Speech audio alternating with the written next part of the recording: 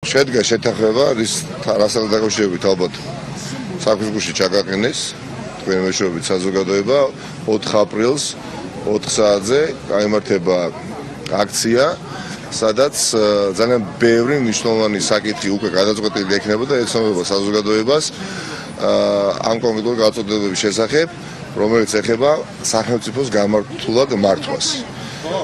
ამაში ვარ დარწმუნებული, მანამდე ბუნებრივია იქნება ბევრი სამუშაო ჩასატარებელი, იქნება ძალიან ბევრი ღონისძიება ჩატარებული ქვეყნის სხვადასხვა კუთხეში, რეგიონში თუ რაიონში, სხვადასხვა სახით. იქნება ეს მსვლელობები, აქციები, ანუ ერთი სიტყვით მჭიდრო კომუნიკაცია საზოგადოებასთან, სხვადასხვა სახით.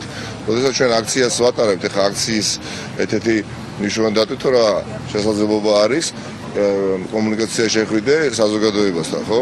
სხვა სახითაც შეიძლება, არა მხოლოდ საპროტესტო აქცია, მაგრამ მნიშვნელოვანი არის 4 აპრილს გაერთიანებული ოპოზიცია წარსდგეს უკვე მნიშვნელოვან საკითხებზე შეთანხმებით, რაც მართლა აინტერესებს რიგით მოქალაქეს.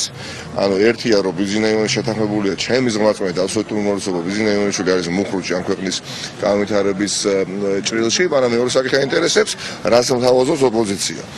და აქ რამდენიმე მნიშვნელოვანი საკითხია.